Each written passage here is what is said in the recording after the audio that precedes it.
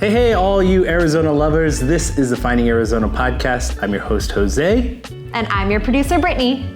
And here at Finding Arizona Podcast, we collect the local stories of all entrepreneurs and from around the valley. So join us at findingarizonapodcast.com, where you can hear every episode and see it as well at YouTube. Like, subscribe, and comment below who you want to see next on our show. And when you're ready to start your podcast, you found the right spot. Found House, your next podcast production company. Now, let's get back to the show.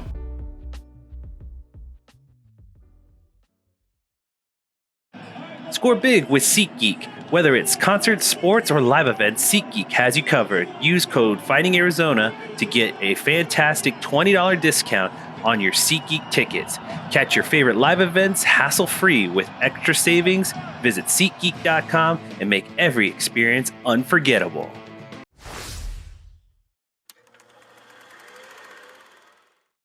Welcome back, everybody, to the Finding Arizona podcast. I'm your host, Jose, and as always, we bring in a special guest every week. Ladies and gentlemen, I am proud and happy to introduce you to Sabrina, who's coming to us with Intuitive CEO.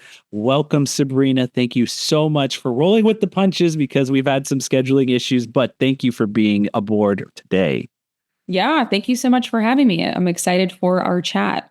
Absolutely. So I'm going to ask you the question that we ask everyone who comes in through our doors. This is kind of like our very first question to everyone, and it means so much to me because I'm a storyteller. Give us a little bit of your origin story, how all of this played out, and kind of like the foundational roots of who you are. Ooh, that's such a deep question. I love it. When people ask me what I do and what my origin story is, I always love to say that I have really mastered the art of rebirth and transformation. That is really where a lot of my success has come from, where my businesses have come from. It's always been like me kind of going through my own personal journey and learning a lot from my own, self-development. Mm-hmm. And then that, turning into some kind of a success story. So where did that come from? So I'm originally from New Jersey, and and I have two amazing parents and a younger sister, and we grew up out east. And in 2008, we, like many Americans, were impacted by the financial crash. Yeah. And what was so comfortable to our family at one point, we suffered, and we felt like we really lost it all. To be honest with you, we did. We lost the comfort of everything. And from a very young age, I would say maybe 15 or 16 years old, I developed a relationship with money, which was money is safety. Mm-hmm. And so I was always very career oriented as a teen and, through my college years. So I lived in New York for a couple years. I did all of the multi-job young college girl life, right? I bartended, I did all the things. And then I moved to Arizona when I was 22. And I put myself through community college. I went to Chandler Gilbert. I got a scholarship at ASU. So I went to ASU, and I was very focused on building building a career for myself that was focused on something that was almost like recession proof. That was something that I was very kind of obsessed with for many reasons, right? For good reason.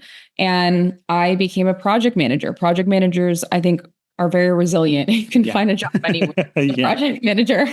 And so I became really interested in tech. Mm-hmm. And I kind of climbed the corporate ladder for many years. I worked for companies like Apple, and I lived in many different places. I lived in Orange County. I lived in San Francisco. Nice. And then 2020 hit, and 2020, during COVID was a very different experience in San Francisco than it was here in Arizona. And I remember calling my mom. My parents still lived here, and they were in Hawaiian t-shirts, doing some stuff, and I'm in San Francisco with 7 shields and all this stuff. And I'm oh my God, this is crazy. So what did I do? I took my dog. We drove 12 hours because travel was not even a thing at that time. Mm-hmm. And we came here, and I started, with the time that I had, and with kind of a different lifestyle here in Arizona, I started to really explore hobbies and businesses outside of what I could do in San Francisco. Yeah. And so I started exploring the hobby of investing and learning about real estate. And for those listening, like the Arizona real estate market really popped off and like started in like 2015, 2016, 2017. Yep. It like really exploded, 2021. And I came in like right under that. Okay. During like interest rates and all of that. Got it. And so I bought my very first, like these prices don't even exist anymore, but I bought my very first property in Tucson. Nice. I launched it as an Airbnb, and I'll never forget this because I remember like I pressed the button on Airbnb like to click like launch, and I was being like so scared because I spent like 40 grand on all the stuff, which years later that probably would have been 60 with inflation and everything baked in. Yeah. But yeah, so I remember pressing the go button, and like Airbnb takes like 48 hours to like really kick in. Yeah. When you launch any listing. And I remember like two days of like sitting in like pure like, oh my God. And then 2 days later, holding yourself. I was like, did I make a mistake? I was like, I guess I could just live here, worst case scenario, right? Because I was still here in Arizona. Yeah. And to my surprise, I think I launched on like a Friday, and then I like on that Monday or something, I was completely booked out like 3 months in advance. That's and awesome. Yeah. So anyway, so I ended up getting into that. I bought another property. I stayed here, and we could probably focus in on so many different parts of my life and different areas of transformation. But sorry about the dog barking, by the way. No, you're okay. You're okay. So I at that point I had gotten 2 properties under my belt, and my whole life changed. Like I was living here, I had real estate friends, I had, cash flowing properties, and I was like, what am I going to do going back to San Francisco, And so that's when that question really started brewing. I really started to think like, what am I doing in corporate? How can I really make something of myself and really grow this? Yeah. And so what had happened is Airbnb is a very interesting business model. It's not an easy thing to scale because it's very labor intensive. You have to buy furniture. I mean, it's a very clunky business, right? Yeah. Yeah. Compared to like an online course or selling like online assets or digital assets. Yeah. And so I didn't know how I was going to fully turn this into a business. And so my business partner came in. We had met actually.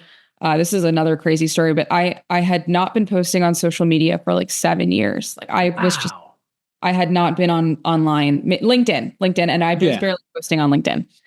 And I went on TikTok because on TikTok, it was 2020. So TikTok had just been around for about a year, 2019. Yeah, they just got bought up at that point and like combined into TikTok.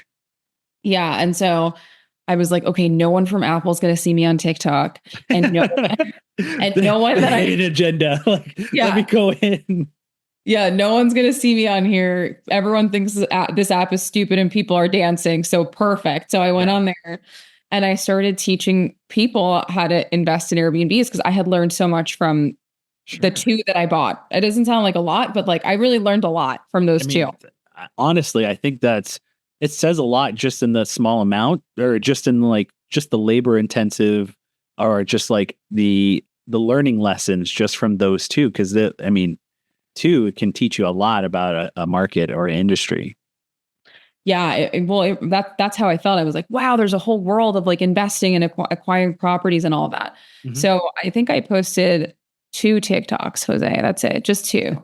And I remember like I looked at my phone one day and they weren't even like that crazy. It was like how to buy furniture, how to buy in markets, And I looked at my phone one day and I had like 500,000 views on like one video, and then the second video, the third video, just everything was climbing. And I remember being like calling my dad and being like, what the heck? Like, what do I do with this? Like, who are these people?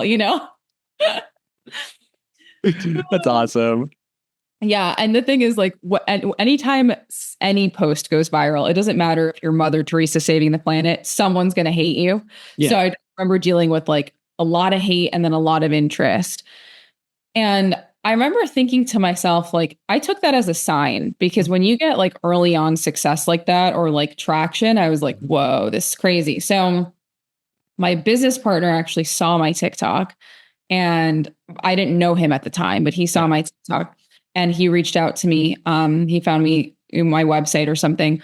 And he was like, hey, I'm interested. You've done the operational part of this. Like, we should meet. We should figure out to see if we can start something lucrative. Yeah. And so we met, and it was beautifully synchronistic because Apple had called me at that time and they were like, hey, we need you back in the office in like 45 days. And because I was working at Apple, I used to work on like a lot of secret projects. I worked on like the goggles, but this was years ago, right? Yeah. So I like couldn't in its do that. infancy. Yeah. Yeah. And I couldn't work on those products in Arizona, like, Yeah. And also be like, doing the things that you were doing and taking interest in the markets and kind of spreading yourself thin and all of this stuff. It's just like it's a critical point to ask yourself that question of like, do I take a leap of faith, or do I go back to comfort and things that I'm already, invested time in and stuff like that? So I find that very interesting that was kind of the lead up of where you were going to say, I imagine you had a conversation with your business partner, your family, and yourself, like, I'm going to do this.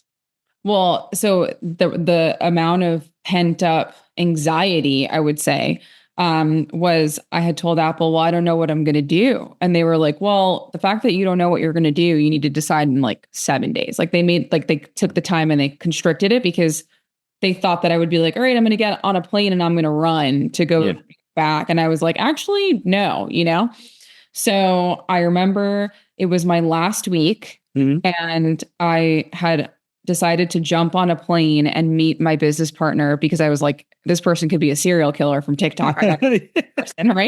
Yeah. Or it could be like a liar. I didn't know, right? Yeah. So it was my last week at Apple, and I remember like having my Apple MacBook in my bag, going to LA with my operating agreements, like missing all my Apple meetings, like, sorry, Apple, but like I was like on the decline already. Right. And we signed our operating agreement there. And to kind of fast track, well, actually, I will say, because I do want to mention this because it was such a key part of like my journey and I want to normalize it. Yeah. But I really went through a lot of anxiety leaving my corporate job to start a business. And I think there's so much like glorification around like, leave your 9 to 5 and like do your dream thing. And like, let me tell you something. And I make a joke out of this because now, I'm a serial entrepreneur. I own many businesses, but like that phase, and I'm sure like parenthood, there are certain parts of this too, but like I remember thinking to myself the first 6 months of running a business, and I'm like, this is a scam. Because I was like, what am I doing? Like, I get it. Yeah, I totally get it. I think so there's a lot to pull out of this story, and a lot to like that in particular. I want to keep that on the back burner because I feel like that's where both Brittany and I are at as far as this podcast. Turning that into something lucrative and in a business sense, something that will sustain us as a family and as just like this legacy piece for my son. But let's backtrack. I love the whole story. It was so beautiful. I think it's incredible. To give you a little insight about me, I actually spent time growing up in Allentown, Pennsylvania, over in PA, and I know the East Coast life is kind of like this beautiful green, especially New Jersey, Pennsylvania area, where it's like these kind of more green-esque than it is here in the desert. But it's also kind of this fast-paced, very movement and kind of fast track because you're so close to New York industry. Everything evolves around that area and just kind of, you're kind of moving along the same pace as them. But at the same time, can you give us a little bit of like, was it your parents that moved you guys to Arizona, or was that just you by yourself. Like, I would love to understand how you end up here in the desert from 2008. So because my parents went through really hard financial, like they went through a whole thing, and they lost everything. Yeah. They didn't have a choice, and we had made a family trip to the Grand Canyon 3 years ago, and they were like, you know what, let's just do it. And so they moved by themselves. They were like, hey, we're moving. I was 18. Okay. So I was old enough, and where I grew up in New Jersey, I grew up like 20 minutes from New York City. And so as a kid, I was always exposed to that, but I never had the chance to like go and live in the city and do like the big city thing. So I was very allured with that. And so they left, they moved here to and they moved to Gilbert in 2011. So there was nothing here, like in Gilbert. I'll admit it's a new growing city, but I'll admit that time there's probably farmland, nothing. It was farmland. During when everything stunk. Cause like, do you know what I'm talking about? Like, all manure, like all the farmlands and all the, you smell manure because there's cows. And like, that's exactly, I get it. Yeah. And so they moved to Gilbert, and from New Jersey, New York to Gilbert at the time, it was literally like 1/4 of the cost. And so they just moved here. I stayed in New York, and then, I burnt myself out. Like I just was exhausted living in that city, and it's just a very different lifestyle. And I stayed in New York for 4 years, and I remember like calling my parents, 4 years later, take it to 2015, and they were back on their feet and they were happy, and they great. Lost all this weight, and like they got like the West Coast. The vibes glow. Just like we're going outside, we're going on walks. It's great. Like that makes me happy. They had that opportunity to make that happen, because not a lot of people had that happen to them. That they lost everything and it just went downhill. But it's like when you have a chance to pick yourself back up, it's beautiful. Meanwhile, I looked like I just came out of a graveyard. Like I was like, I had like the New York lifestyle. I was pale. Yeah. My hair was brittle. I looked awful. My parents were like, what are you doing there? It sounds miserable. Like, you should just come here. And so I came here like a few times, because I will say, like, I love my East Coasters. If anyone's listening and they're an East Coaster, like I still identify as one. Yeah. But specifically with New York City culture, it's almost like people think that anything outside of New York sucks. And so like I had to like destigmatize myself to be like, oh, you could live somewhere else and be happy. You could, so I came here a couple times on vacation, and I was like, oh my God, you guys have like palm trees. I was, I'll be at that. I went from living the kind of city life into living into my mom's heritage is Native American. And I went from living that city life into going on the reservation. And it was a big culture change. And it was definitely something that molded me into the man that I am today, because to go from not identifying as someone with that heritage, but also just not knowing about your culture in general, and to be super fast tracked into that and just learning a lot and taking a self-assessment on so many scales of like who you are and what you represent as an individual in two worlds, one part being this Native person, but also as a Hispanic male that sticks out like a sore thumb because you don't look like everyone else. It definitely allowed me to grow in that sense. But it's like, that was very different because I was like so used to being that city person that I was like, this is so different. Like, am I going to be able to make it through this process, or am I going like, I was a teenager too. And it's like, you have high emotions, you have, that kind of, want to backlash towards the grain. And, it was definitely a unique perspective and time in my life. But it's, again, I then moved down here for college and just never left. And I've kind of grown back into understanding those two perspectives and kind of enjoying the ideas and the ideals of both representations of both where you can be at in both city life and this kind of reservation country rural life. It's definitely something that I've embraced a lot and love. I love going back and forth between the two.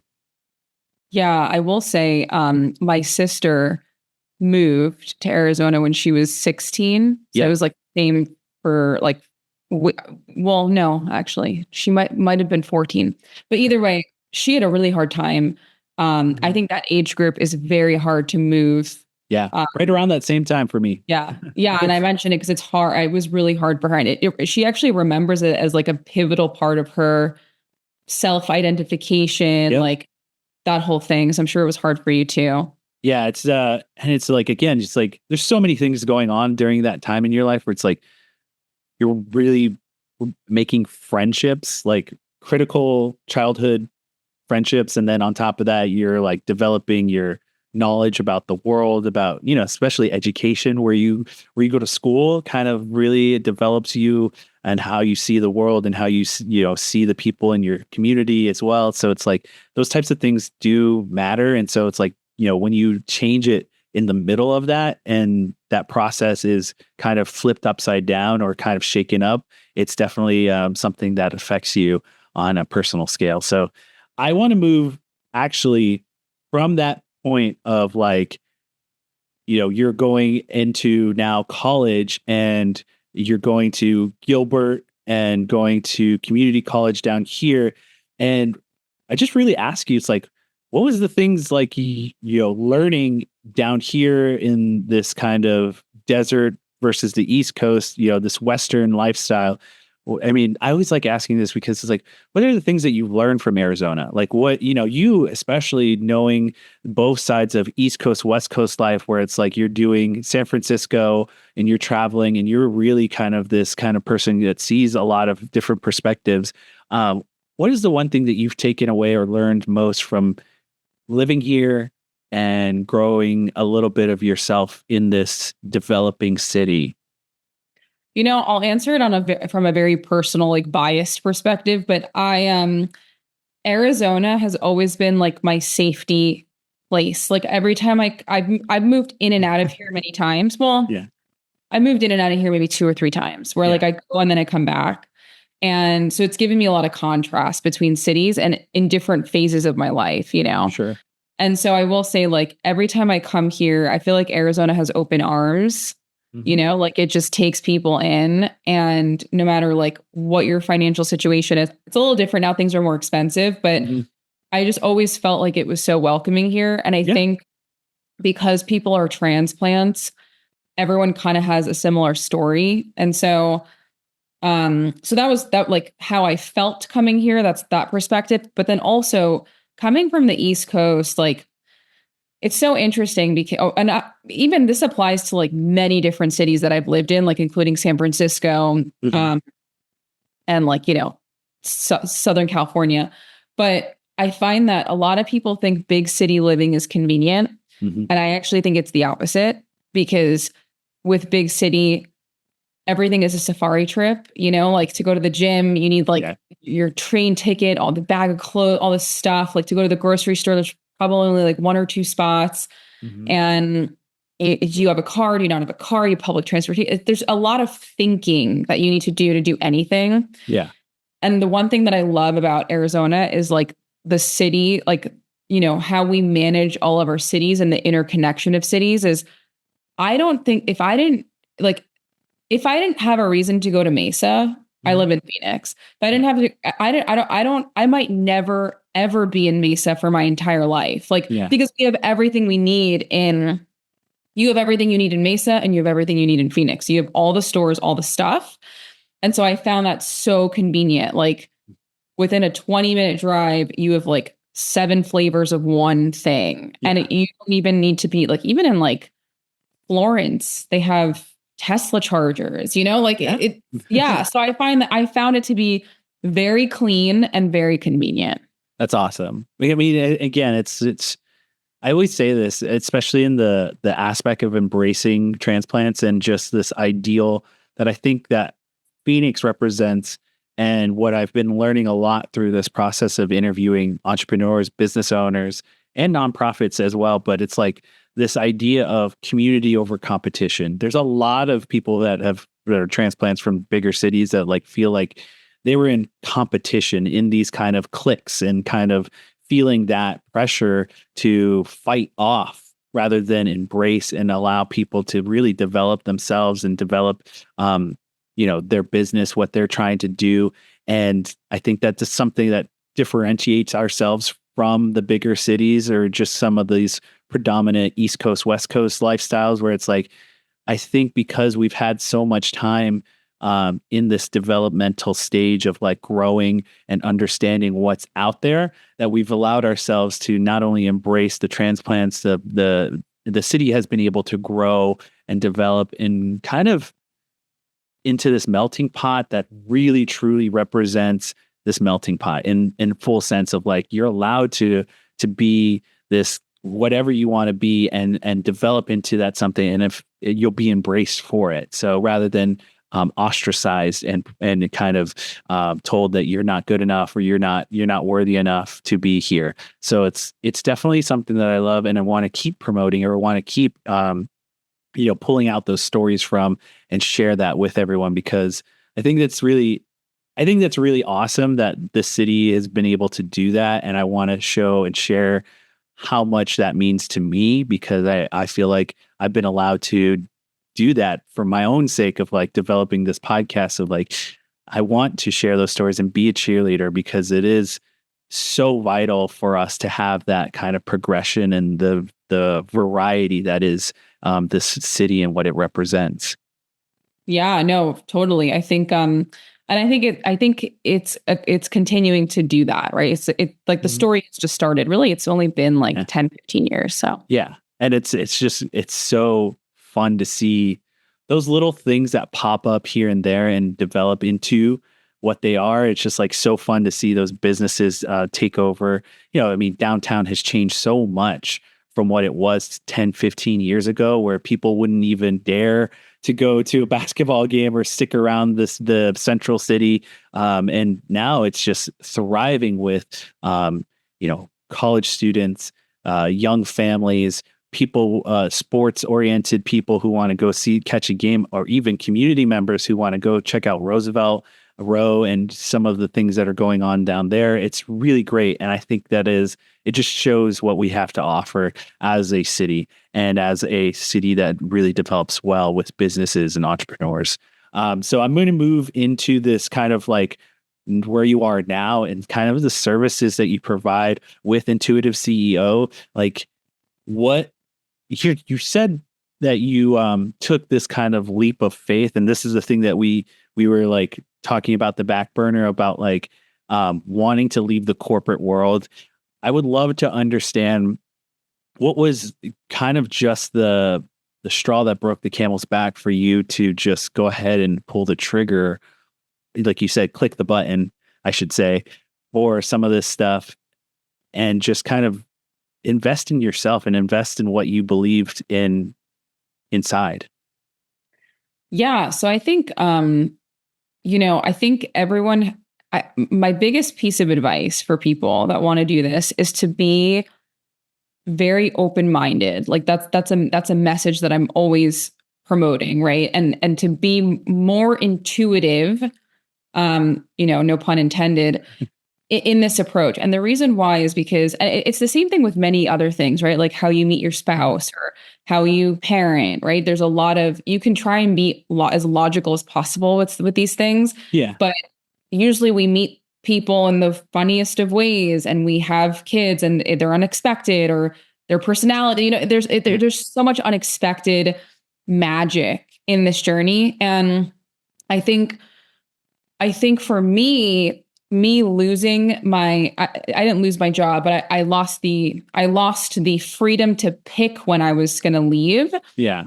Gave me the cliff, I'm going to say, because it was not graceful, the cliff to jump off to start my business. And the thing is, in that moment, like I had been planning to be as logical about this as possible. Like I'm going to take 12 months, I'm going to transition and it's going to be perfect. And I'm going to like make 10 grand before I leave my job. And it's going to like align and it's going to be, and you think of all these things, right? Yeah. And that, I do think that there needs to be some kind of a plan. But I think when you constrict yourself so much, people forget that you will completely change as a person going from that identity into entrepreneurship. Yeah. And so your brain can only logically come up with a plan that might not even fit where you want to go. And so, for me, it was such a leap of faith. It really was. And it was scary. And there was an aftermath to that. Obviously it was worth it. But I think I wish I was more open and had less of an agenda, because I was taken in so many circles, and that was my path. And it's actually a lot of entrepreneurs' paths. Yeah. For me, especially with this, I started in grad school and just was screen printing t-shirts for people and just really getting to know. It was kind of like a natural thing for me to just talk to the business owners and just kind of have this curiosity about their world and what they do and just really want to dive deep with them. And so that progressed into, compliments of like, you do this really well. You have a great conversation, great attitude. Like, you should do this. You should think about doing this. And I was like, it's one of those things where it's like, okay, I'll figure it out, and okay, thank you very much, and kind of move on. But it wasn't until like, I was like, maybe I keep getting these same compliments or keep getting these same comments.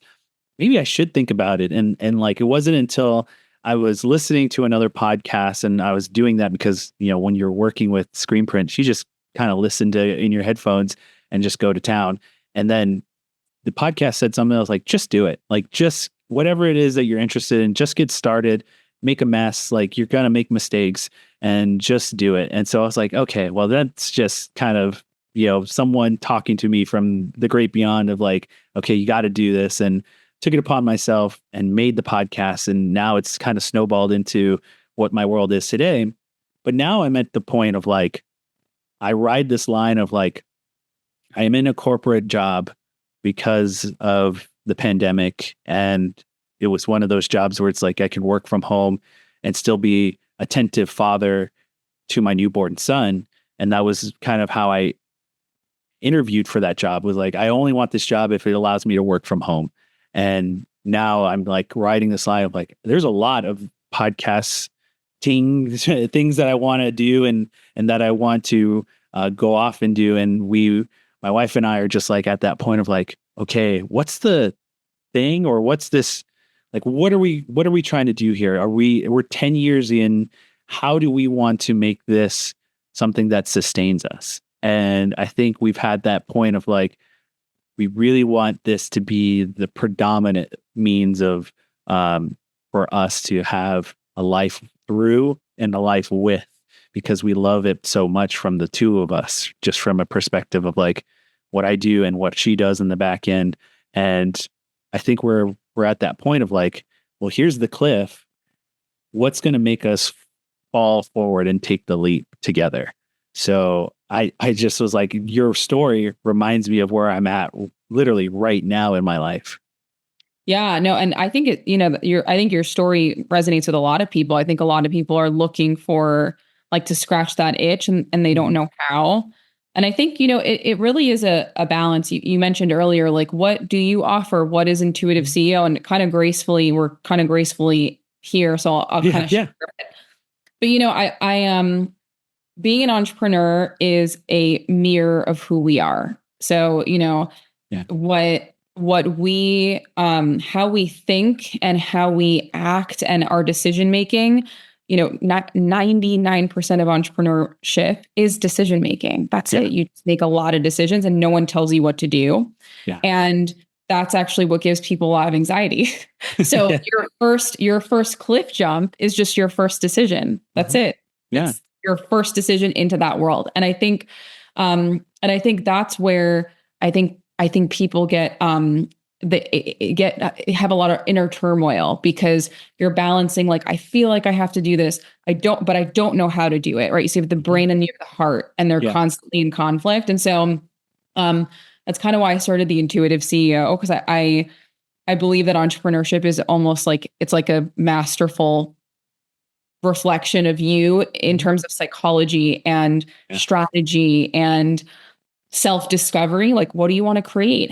What service do you want to provide? What value are you giving to the world? Right? How are you showing up to the world? How do people perceive you? And so I think all of these things are inevitable in this path, but they're also not easy things to unpack. And so the Intuitive CEO is a brand. It's really an educational brand where I teach people how to find themselves, and through finding themselves, they're able to help other people and they're able to make money from doing that. And so I don't like to use the word purpose. I don't like to use any of those words, because I believe that we're constantly like you, right? Like that decision that you made total sense a few years ago, but that, and now you have a different mindset for things. And so I think in our generation living in 2024, right? I think as a society, we will continue to have different purposes, have different phases in our lives, have different itches to scratch. Yeah. And I think if you don't know yourself and you're looking for other people to define that for you, life is going to be pretty hard. And so I teach the fundamentals and I teach the strategy.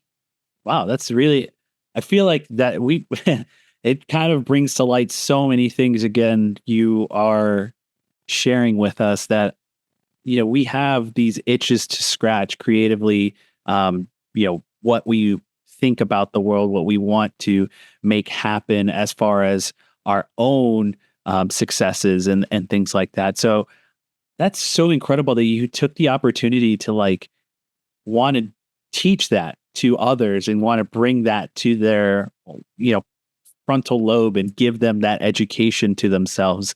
And so for you, I now want to ask you, where does your kind of fun educate, you seem like a book reader, and I've been wanting to ask, I can't wait to ask this question because I think this is going to be really great for me, because I really enjoy finding new things to grab creatively, or whether that's reading or checking out, reading, or participating in.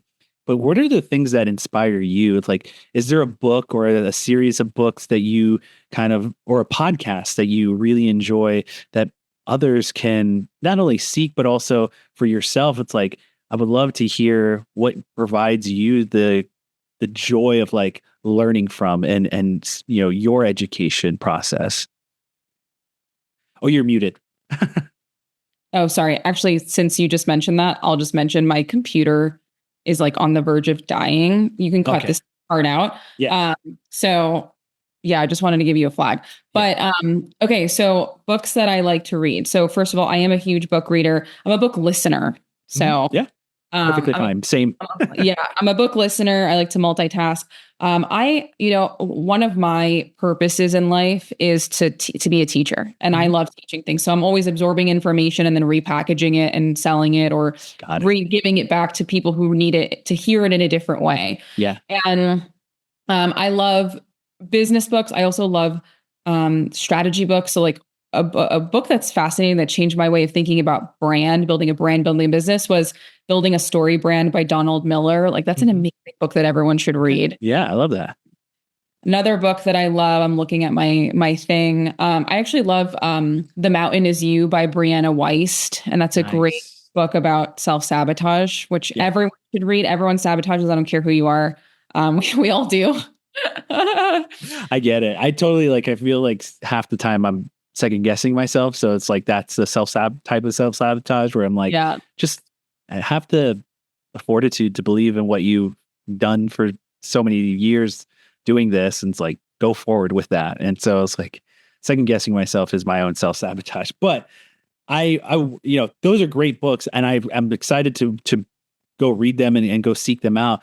It's that's, again, it's those types of things really it's really fun to see what inspires you, because I think that shows that you are still you still have the itch. You still have the thing that kind of like really you want to dive deep and sink your teeth into these things. So it's really cool that someone who teaches others still has the opportunity to feel creative, feel the itch for themselves, and want to keep forward progressing along.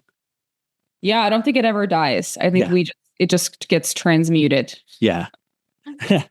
So again, the crux of having a podcast is kind of now having to end the podcast. And so I like to leave everyone with a little bit of goals and how they want to go forward in the future with maybe our listeners can help out your goal setting and make also I believe is like when you put it out there in the world, people or in yourself, your own brain, like, well, I said it, I have to go out and do it and seek it and make it happen. So this is our chance to kind of see what's behind the curtain for yourself and how you want to go forward with this business and what can our listeners help make come true for you. Yeah, I'm easy. For me, it's all about I'm focusing on brand awareness. So I'm focusing on sharing my story, focusing on helping educate others to take those leaps. And so for me, it's like, listen to my podcast. It's The Intuitive CEO. Go check out my YouTube channel. Go follow me on Instagram under Sabrina Guler, Sabrina M. Guler. So, I mean, or go check out my website, sabrinaguler.com. Yeah, I think it's just to build awareness and to spread the education. Awesome. That's how I am. So like whatever you learn from me or from the books that I share, like share with others. Cause I think it just helps the collective, Yeah. Well, considering that we're at a time crunch and we want to make sure that we get you out the door in a very fast kind of like, because your computer's dying, we want to make sure that this is something that we end on. Can you give everyone, you already brought it up, some of your social medias, but everything that you want to promote, this last bit is for you to have the floor to share with everyone where they can find you online, social media, anything else, and maybe an event that you're going to be at or something like that you want to promote. So the floor is yours, Sabrina. Take it away. Yeah, no, I really appreciate it. So I mentioned my socials and my website. That's where most of my offerings are. I am officially publishing my, it's like a motivational card deck. Nice. So I'm publishing that. It comes out on Black Friday this week. So it'll be available for pre-order. Yeah. And so you can go to my website, sabrinaguler.com and check it out. Oh, awesome. That's so cool. You know what? We'll talk about it off here, but I want to help you out. Let me put it on our newsletter and let's make this kind of a full rollout for you as well on our end. I would love that. Yeah, I'm really excited. Put a lot of love into the product. And I would love to I would love the opportunity to share that and really be the person who's like, check out Sabrina. She's amazing. She's incredible. And she's made this piece of just wonderful work that you can really help yourself with. And I love that side of thing. I would love to get one deck myself because I think I need it. Yeah, I'll give it to you in Brittany. Oh, awesome. Thank you, Sabrina. And we do have an outro for ourselves. You can hear every episode of our podcast at findingarizonapodcast.com, all social media under Finding Arizona Podcast. And we end every conversation with a kisses, hugs, and belly rubs to our four-legged friends. We will see you next time.